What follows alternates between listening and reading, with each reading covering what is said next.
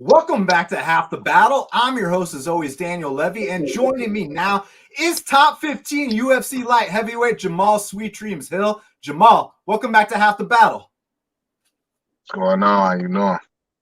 Oh, man, I'm chilling. So, look, man, I know you've been knocking people out, but I still think your debut against Stosic is one of the most impressive debuts I've seen in a long time because I've never seen a 205er attempt 233 strikes in a 3-round fight. And it's funny because they only credited you with 101 significant strikes. But between you and me, Jamahal, it seemed to me like you landed pretty much everything you threw. So how did you develop that style where you obviously have that one-hitter quitter of a man your size, but you also put up the kind of numbers of a man in Billy Q's weight class? It's just I think it's my natural athleticism, natural athletic ability. Like as I grew up and actually grew and got bigger, to me I wasn't that big. You know what I'm saying? Like to me, I'm still looking at myself as the small, skinny kid. So I always moved in, you know what I mean, in that manner, in that way. And that's how I learned how to fight. That's what I like to do. Yeah. Do you prefer knocking people out, or do you like going out there and putting up those kind of numbers that we don't often see in your weight class? I like both. That's I good. like both. They're, You know they're what I mean? both A awesome. knockout is cool. You know what I mean? I like a knockout. It's a good energy. It's a good feeling that comes with a knockout. But the thing about that is it's quick. It happens. It's quick and it's over. You know what I mean? When you touch somebody up, when you pepper somebody up and you light somebody up, that's a whole different. That's just something different to me. Another thing about that debut is that, people like to talk about how you were taken down 6 times, but I like to talk about how you got back up 6 times and that you're very hard to hold down. That get-up game does remind me of a prime Jose Aldo. So you got a lot of elements of like a smaller guy, but you're a 6'4" man with a 79-inch reach. So do you feel like right off the bat that kind of separates you from the pack? Yeah, 100%. It does. My physical abilities, especially for this weight class, aren't normal. They're not normal. They're not natural. Everybody can't do it. You know what I mean? It's not a lot of people. It's not a nobody. In order to find my hand speed, somebody that can truly match my hand speed, you would have to go down weight classes. You would have to go weight. You would have to go down to like maybe 145. I say maybe 145 to actually find somebody with the hand speed that I have is not the same. And in addition to the speed, it's also the output and the volume. Like I said, when you attempt 233 strikes in a light heavyweight matchup, you already stand out from the pack. So when I noticed that, I was like, oh shit, like this guy could be a future top 5 guy. And I said that from day one. Then your next couple fights, you actually knock your opponents out. We didn't even get to see all elements of your game because they couldn't last that long with you in there. So do you are you like feeling like you're progressing in the right direction? Do you like the progression in your game so far? Yeah, yeah, bro. I like everything about my game. I like everything about. I like the way my mind works, how I see the game, how things come to me. I have fun with all of it, which is why I'm still doing it and why I'm still progressing at the rate that I am. You know, it's just fun for me, bro. I'm having fun with it and I'm enjoying it. How do you attack the mental side of things? Because obviously we've seen that, with some guys, they get taken down, they're content to lay on their back. You pop right back up. You pop right back up 6 times. The Paul Craig fight. I mean, I know you remember Anthony Rumble Johnson, who had all the power in the world, but you get him in any kind of compromising situation, he's tapping out real quick. So not only do you have, the ability to put up the numbers, but you also have that dog in you, which is something you can't teach. When did you first realize that Jamahal Hill was not just, good technically speaking, but you're also a dog and a savage? I knew that my whole life. I grew up different, bro. You know what I mean? You had to be a dog and a savage to come through to survive some of the shit that I've been through. You know what I'm saying? So that just came natural. It wasn't like a realization for me. It's just who I am, just me being me. That's all this ever is just me being me. I only know how to do that. Now, I thought the Jimmy Crute fight was going to be this back and forth war, and it was literally a walk in the park. Now, obviously, the second knockdown where you finish the fight, that one makes all the sense in the world to me. But what exactly went down on that first knockdown, man? As far as like from my standpoint, or like a technical standpoint, like from what I saw, like what do you mean? Yeah, like what exactly happened there? Because the camera angle is kind of weird, so I couldn't really see what connected there.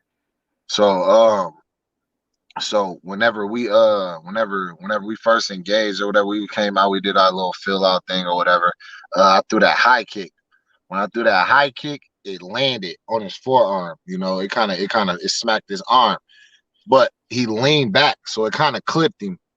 But usually, if you watch a fight, usually when somebody gets clipped like that, like somebody gets a kick, usually somebody throws a kick or whatever, they kick and then they get back. I didn't give any ground whenever I kicked. I kicked, and because he leaned back, I still had the same range. We were still at the same range. So I didn't retreat at all. He thought I did. You know what? To me, that's what it looked like he did. It looked like he thought that I did, and he was trying to close that distance, like as if I was going back. He was trying to follow me to close that distance, and when he did, he came straight at me, and I'd already stepped off. I'd stayed in the range, and I stepped off on the angle. So when he came forward, he walked right into a blind spot, walked right into a blind hook. Now, I've seen Jimmy Crute get hit with everything but the kitchen sink and keep walking forward in plenty of fights. I mean, this guy, I thought he was probably one of the most durable guys at 205. You can just take your best shot and keep He coming still forward. is. Yeah, He still is. I'm not down on Bro, him at all. It's just, when it that was shot different. lands, it lands, bro. When that shot lands, it lands, bro. You know what I mean? Like that's just like I told, just like at the interview I did with KB and Angela the other day. She's like, oh, bro, it doesn't matter. It doesn't matter who you are, how strong you are, how tough you are. You get hit the right spot, right? You know what I mean? Right? You go to sleep. Period. Yeah, so it was more about the placement and the accuracy versus, Jamahal Hill having this Ngannou type power, is what you're saying. No, I'm not saying that because I do have power. I'm saying it was that. That was more so the thing that played a role in it. I played the biggest role in it. Got you. So you're obviously going to fight Johnny Walker later this month. And is he the first guy where you don't have a height and reach advantage against? I didn't. I had a height. I've had this the first time I didn't have a height advantage. Yeah, I think it's the first time I don't have the height advantage, but OSP's reach was longer than mine. Okay.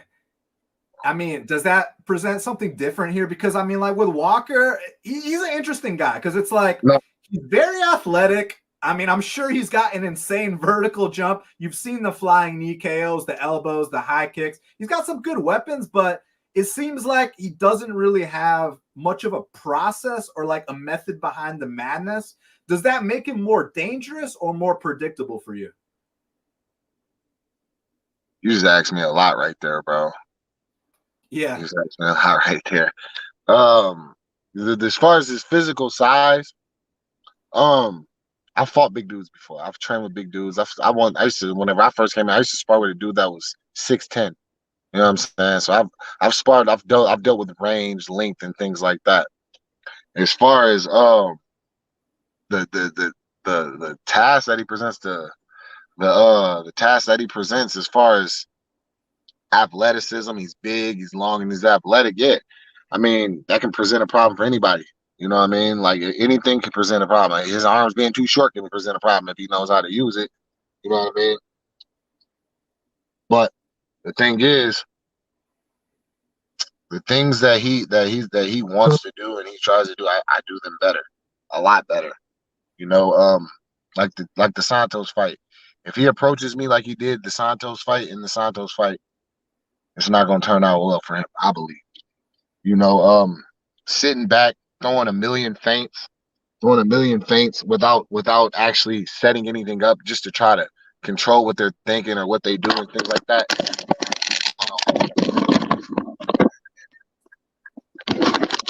Oh, guy.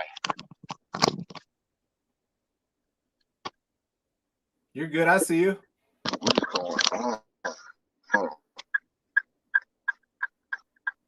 Sorry. One thing.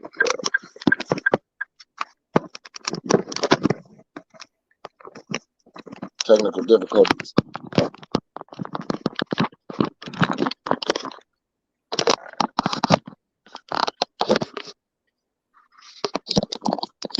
But yeah, like certain shipping us on charger this whole time. It's not charging. So, Oh, you're good. I see you and hear you. Great. Yeah. Bro, you go grab that black charger. Big black. And then hold on, bro. I'm trying to make sure you don't get cut off because my phone is about to die. Hey, all the fans watching this, submit your questions for Jamahal Hill in the comment box, and we're gonna get to them here at the end of the show.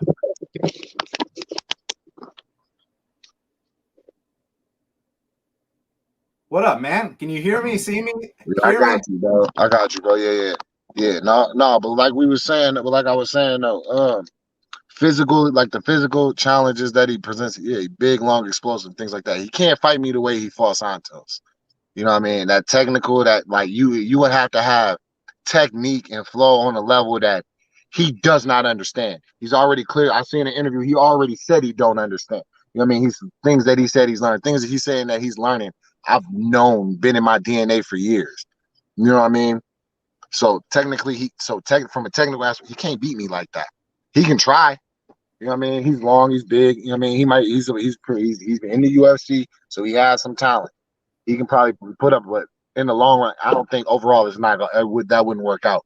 Now the crazy, explosive, wild man, that's unpredictable.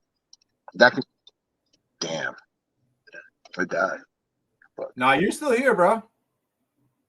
Oh shit, that sucks. He just cut out. Well, hopefully he comes back in here in a sec because I was really enjoying what he was saying. Firstly, can y'all hear me good? Let me know in the chat because I was having some issues with my mic. If I got to speak up a little bit, I will. But let me know if y'all can hear me just in a general sense. And if that's the case, then it's all good. So comment below. I need y'all to drop some comments and let me know what the deal is right now. So gonna try to get Jamahal back in here in a sec. Y'all do have some good questions that I've been seeing, man. Okay, my boy just said a faint echo. That ain't too bad, right? We can deal with that, right? Yeah, I just walked into my studio and my shit was like buzzing in my headphones. My mics weren't working, but the show must go on.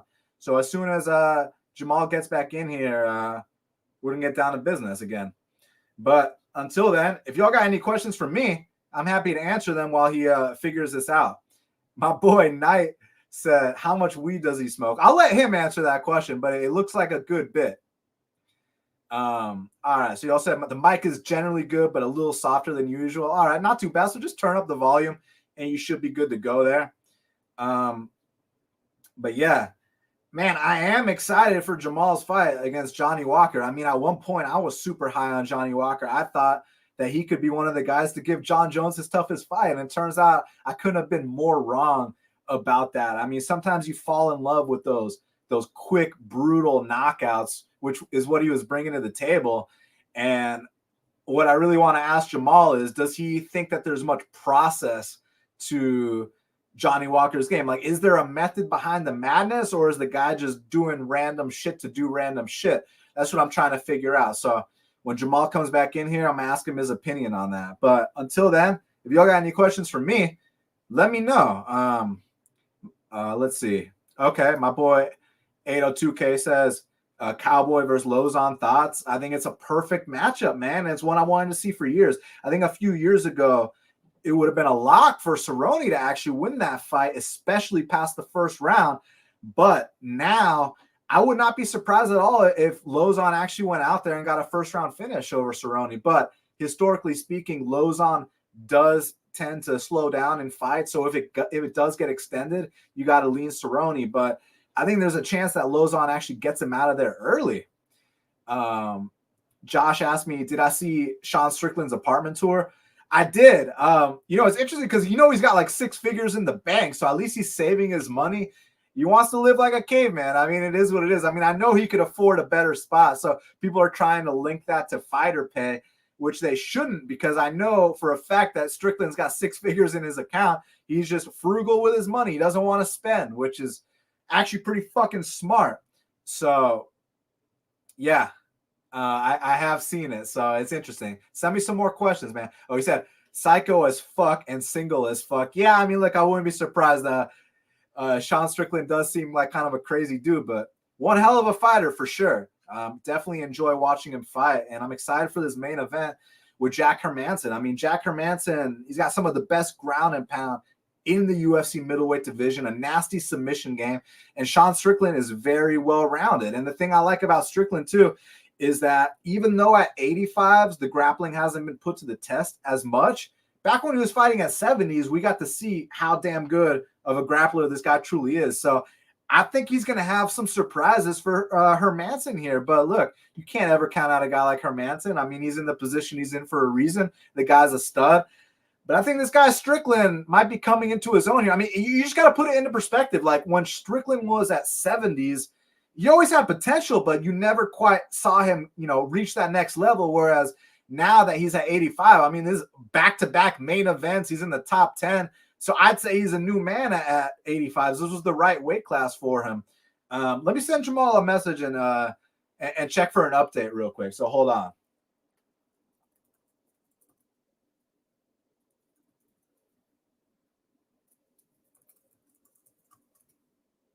All right. So Josh says, love watching Strickland fight. Maybe that motorcycle accident changed his brain. I have no idea, man. Like I really don't know if that's what if that had to do with anything, or it was just moving up to 85s, man. I mean, do you guys remember how skinny Sean Strickland was at 170, man? I mean, the dude was cutting mad weight, and now at 185, I mean, he's really filling out his frame. He's always been a tall dude, so now he's fitting right at home at 85s. He can get past a guy like Hermansson. I mean, I think he's 1 or 2 fights away from the title shot. And on the flip side, Hermansson comes out here. He upsets Strickland. I mean, Hermansson's always been on the short list. I mean, he's in the top 5 in the weight class. Tough puzzle to solve, so you never know. I mean, this is a big fight in the middleweight division, and it definitely has title implications. So, yeah, I'm looking forward to it a lot. All right, y'all, send me some more questions. Let's talk about some of these other fights, man. I mean, I'm going live with Shaq on Saturday morning, 10:30 a.m. to break down the whole card. And tonight at 9 p.m. Eastern time, I got Phil Rowe, who's actually fighting on the card this weekend. He'll be on the show. So y'all make sure you come back at 9 p.m. Eastern time and ask Phil Rowe anything you want. But hopefully we get Jamal back in here. His phone died in the middle of the interview.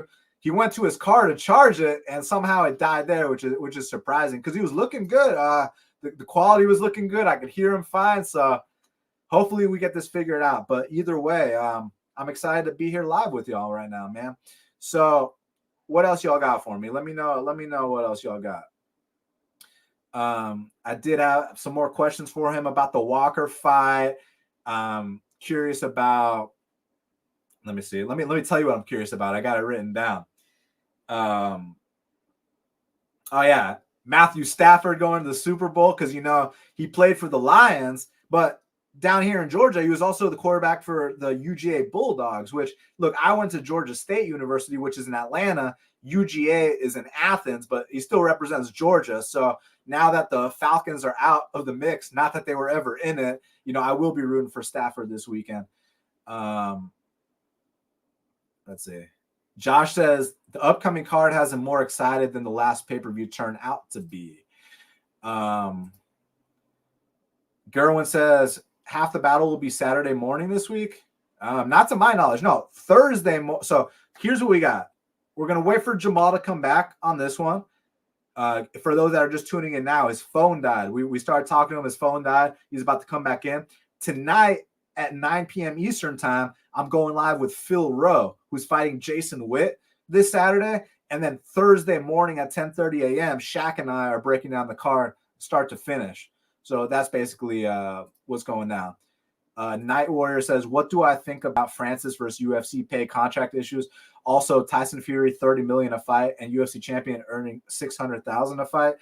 I mean, firstly, I think he got more than 600 because, pay-per-view points and all that.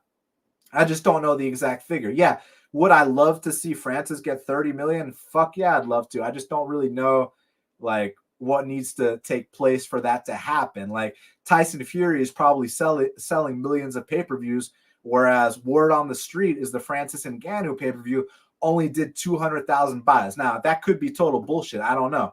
So I got to figure that out of it. That's he says he just texted me back. He said he's coming back, just his shit is dead. He said, give me 5 minutes. All right, y'all. So 5 minutes. Jamahal Hill will be back. Hold on 1 second. Cool. So he'll be back in 5. But until then, I'm down to entertain y'all. My boy Nevro says Jamal ain't coming back.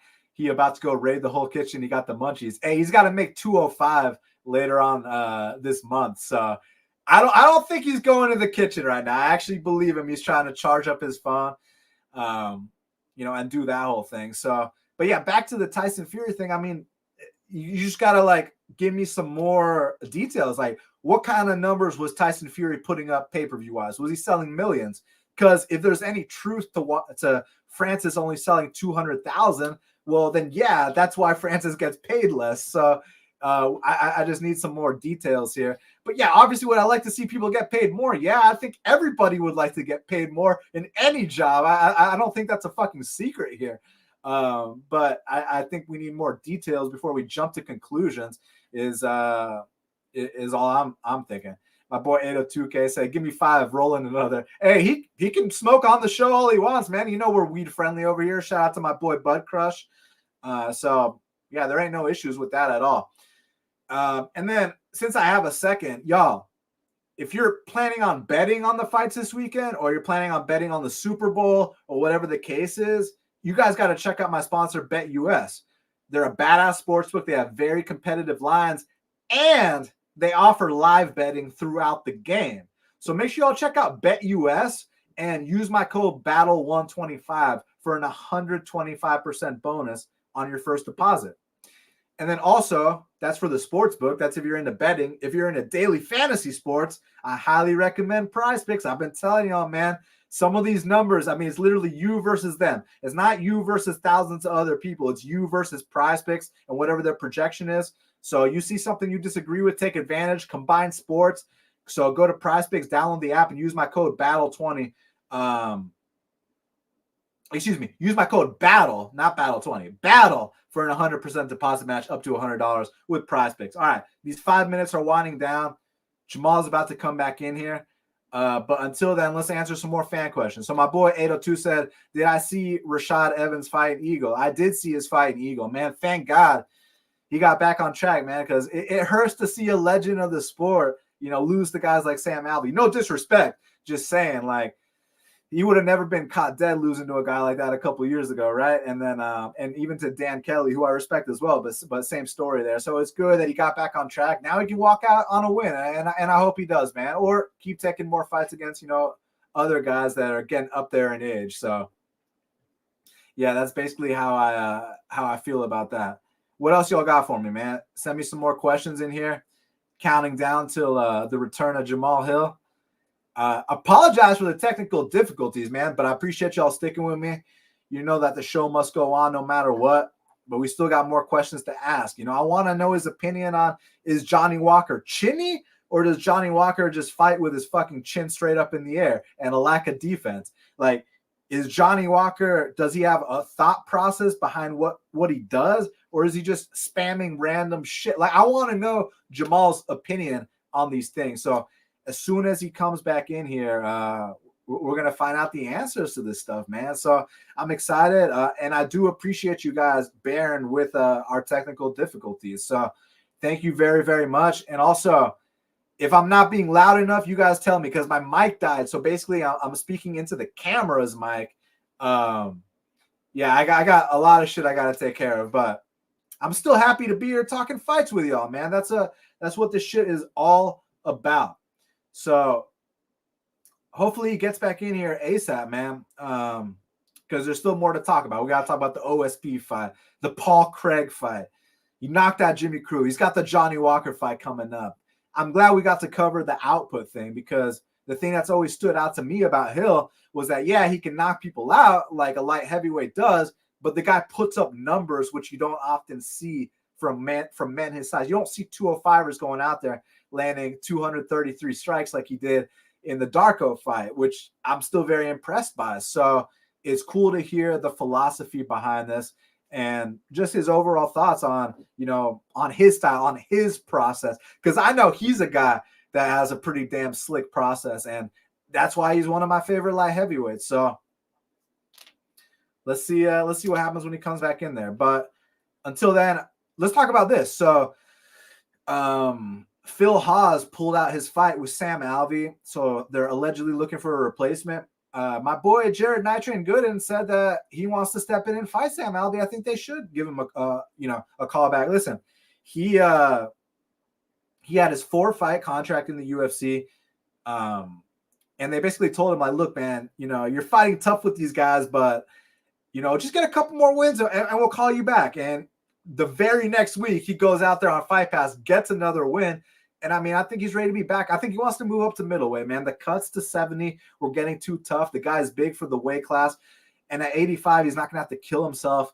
Whereas Alvey, he used to fight at 205, and he actually has to cut those 20 pounds. So I like that matchup for Jared. I hope that they give it to him. And we'll see what happens. He told me, he's like, hey, dude, if you hear about any middleweight fights dropping off, text me right away. So that's exactly what I did when I heard about Phil Haas pulling out, and Jared was on the ball right away. I mean, he said from the jump he wants to be the Cowboy Cerrone of his weight class. He wants to be that guy that fights every weekend. He wants to be that guy that steps up on short notice, that fights anyone, anytime, any place. And yeah, even though that first UFC run, he went 1-3, but he fought tough with every single person he fought. And I mean, for only 4 fights into your career, you're already fighting Randy Brown in a co-main event. Like, that's quite a rush, right? So I think if they would have given him more, if they put him in there with Barberena or Jason Witt, I think he'd be on a win streak right now. So it's really just about, this guy, he just wants to fight the toughest guys. So, you gotta give a guy credit like that. And it's not like anyone was out here putting him away in the UFC. You saw that front kick he ate from Randy Brown. My boy was out here eating that no problem. So I want him to get this Sam Alvey fight really badly. So let's wait and see what happens. So, all right, Jamal just messaged me back. He said he's setting up right now. So hopefully we see him back here in a second. My boy 802 said Nitrain can beat Smiles. I agree. That's why we want that fight. So let's see exactly what happens. Let me see what else we can talk about in the meantime. So this weekend, obviously, we got a good card. Got some interesting spots. I mean, this Shavkat versus Carlston Harris fight, I'm very excited about that. Jack said, what would my walkout song be if I had one? Dude, I ain't getting in no octagon and fighting no one, man. I mean, maybe a grappling tournament or something, but like, I ain't trying to do all that stuff, that leave it to the professionals. But some music I like. I love the band Queens of the Stone Age. I love the band Korn. I like 311, and then I like some other shit that people wouldn't expect me to like. This band 07, I think they're fucking amazing.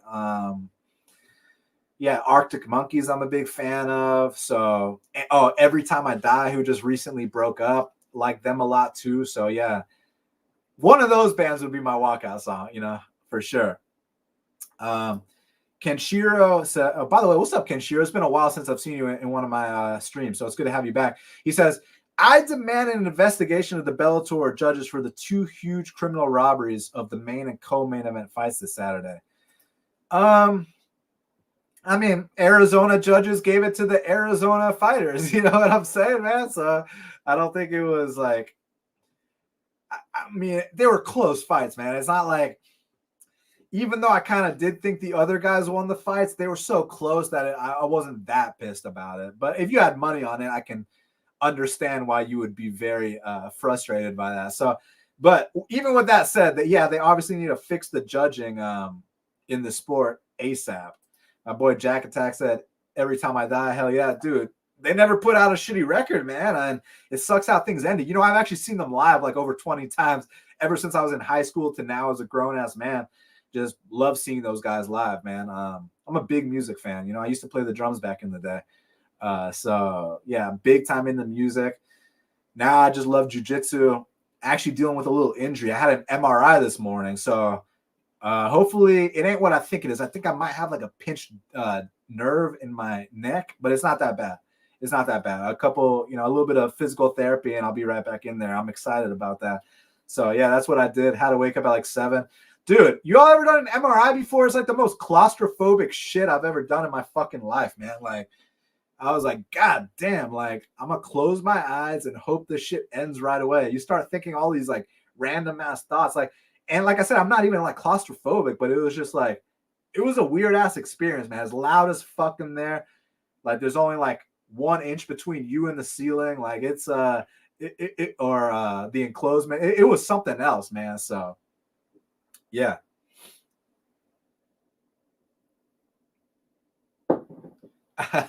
Kenshiro Ryo Dojo said, I never once won a fight with a guy on top of me for 15 to 25 minutes on the street. Yeah, no, I mean, yeah, on the streets we're using weapons and shit. You know what I'm saying? On the streets we're kicking people in the balls and eye gouging and, doing dirty tactics, but one-on-one jiu-jitsu works great, for sure. It's just, if you're choking someone out on the streets, their friend comes and soccer kicks you, then what, right? So, yeah, my best advice for a street fight is avoid a street fight. That's what they teach you in martial arts, man. Just go to the gym, get your sparring rounds in or your grappling rounds in, and, then just be a peaceful individual. There's no reason to start fights. Now, if someone starts a fight with you or one of your friends, you're allowed to protect them. Okay, he's back, but never go out of your way to start one. Uncle Maul, what's up, man? What's going on, bro? Hey, welcome back. You can hear me good, right? Yeah, I hear you. All right, perfect. So basically what we were talking about was this. Like, we've established the fact that Johnny Walker, he's athletic, he's dangerous, and he's kind of unpredictable. But what I kind of wanted to get from you was, does he, like, do you think that he has a process behind what he's doing? Like, is there a method behind the madness, or is it kind of just like random what he's feeling at the time? Because, like, I know you're a guy that establishes your jab and you know what you're doing at all times. I'm not sure if I can say the same for him. What's your opinion on that? No, I don't see that. I see him just in there. All right, this happens. I'm like, throw this. I go like, yeah, nah. There's no like. I don't see chess being played. I see checkers. Now, on that topic, I disagree with a lot of people, and I know you do as well. But a lot of people, they think that fight with Maheta was chess because they were feinting the whole time. But I kind of view it as like, neither guy, they were so hesitant to show you how motherfuckers didn't know how to set shit. They don't know how to set anything up. They don't know how to find their range. They don't know how to do anything other than throw hard shots and hope that they can knock you out. That's it. That's what you saw. That explosiveness that he has, that's all he has. Like in that fight, I mean, was that a weird performance for you from Thiago's side? Like, considering you went 5 with Jones, or is this how he's always been? Has he always been a wild man? I don't even want you to think. No, that's not what that's who he is. Go back and watch his fight. That's who he is. Wheel kicks and shit like that, spinning capoeira, all of that shit, like all that shit taking a lot of energy to try to just blast a shot. Nothing's gonna add up, and that's gonna add damage. You know what I mean? That's how they gotta win, bro. And then a debate that I've been having is Johnny Walker chinny, or does he fight with his chin up in the air and as a result get dropped a lot? Because I know you've seen that fight where he got knocked out like 3 times in one fight, plus some of the other ones. Like, is it because his chin ain't the best, or is it because he fights with that chin straight up and is open to being hit? He's been caught in the right spot. It's just like getting touched and getting hit in the right spot. He was in the wrong spot and got caught a lot of times. That's all that is. Yeah, so basically what you're saying is don't be in the wrong spot against you. They can put it like this. When he fought Santos is a powerful dude. Santos hit him with I think it was a straight left hand, something fully extended right at the end of it, right on the jaw. He took it. I remember. That's why I'm asking, because it's like you see the clip of that fight where he gets knocked out like 3 times, but then you see that that shot that you're referring to against Thiago, I was like, God damn, he ate that fine. So it's interesting how it works, right? Got to be the right shot, right spot. So where do you see yourself this time next year? Because obviously 365 days ago, you were unranked. Now you're in the top 15. I was ranked. When? A year ago from today, you were ranked? Yeah. Was the OSC fight really over a year ago? Yeah, that was last. That was last. That was almost coming up on 2 years ago. That was 2020. Damn, time really fucking flies, doesn't it, man? Holy shit. Okay, but where do you see yourself 365 days from today?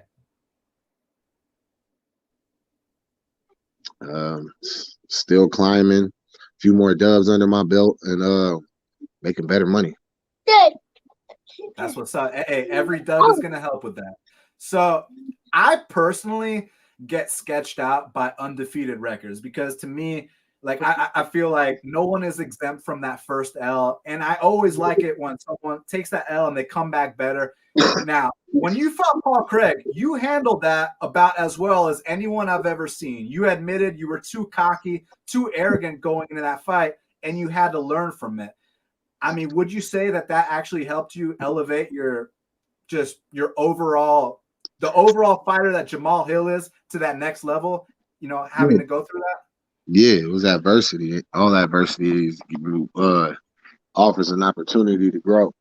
And I feel like that was something I grew from.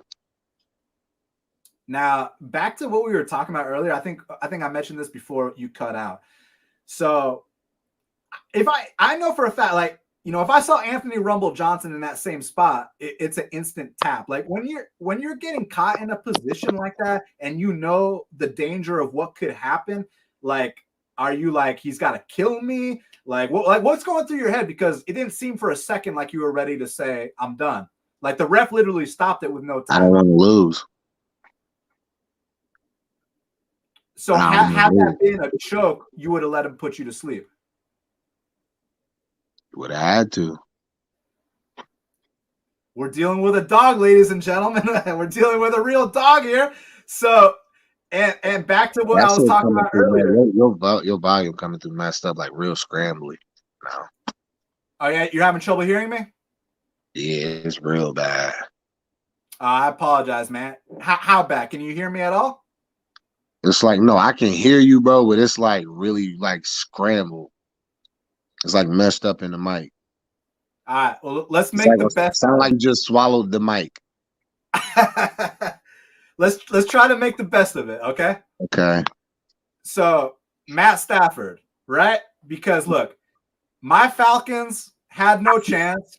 Your Lions had no chance. However, we're both rooting for Matt Stafford here because he used to play on your Lions. He used to play with the UGA Bulldogs, and I'm from Georgia. Now, I'm from Atlanta, Georgia. The Bulldogs are from UGA, but they still represent Georgia. So I think we're rooting for the same guy in the Super Bowl, right?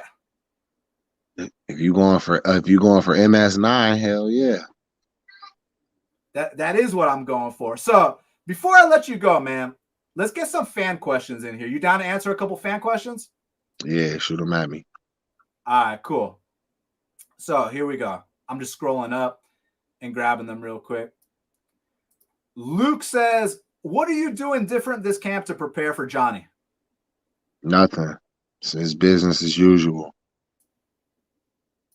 Now, do you think Walker's game plan is you think he's going to try to use some grappling here?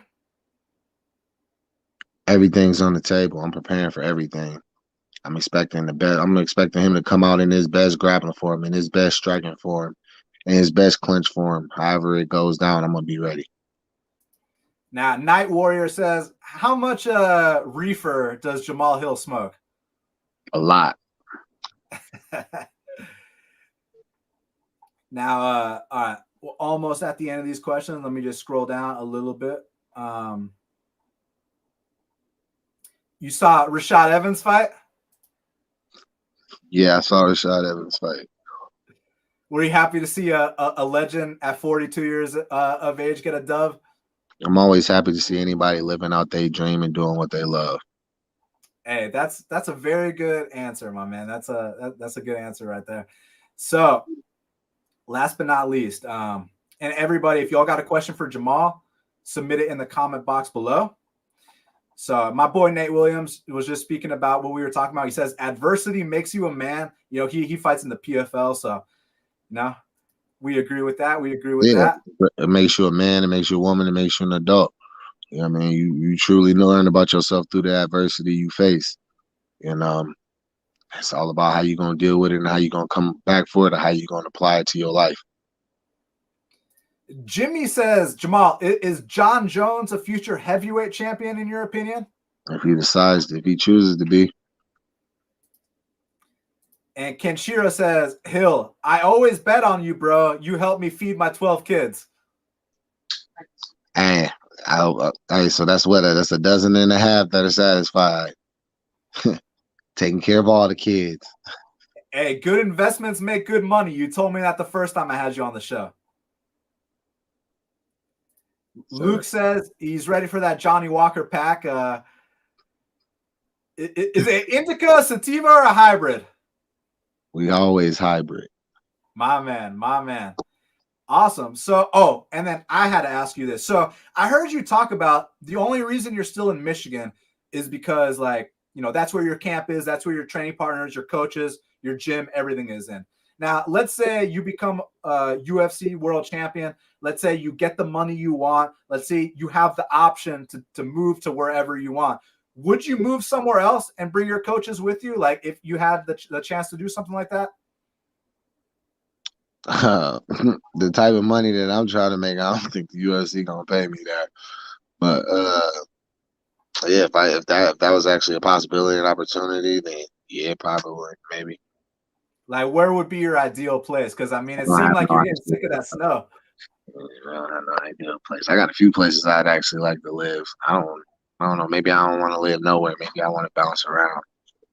Yeah, like what's like some spots if you're willing to share? Spots I've been. I mean, I like Vegas. There's a lot of opportunity in Vegas. So, you know what I mean? Vegas is a nice spot. I like Arizona. I like Florida. And I like home. My man. Well, Jamal, I truly appreciate you taking the time to speak with me right here, right now on Half the Battle. I know there were some technical difficulties, and next time you come on the show, we'll get that situated so it never happens again. But I still appreciate your time. They can follow you at Jamal H on Twitter. What's the Instagram again? Sweet_dreams_J Hill. My man. And last but not least, obviously, I know what Touch 'em Up University means. Like, I get it. But how did that start? How did that name come up? Like, where did that come from?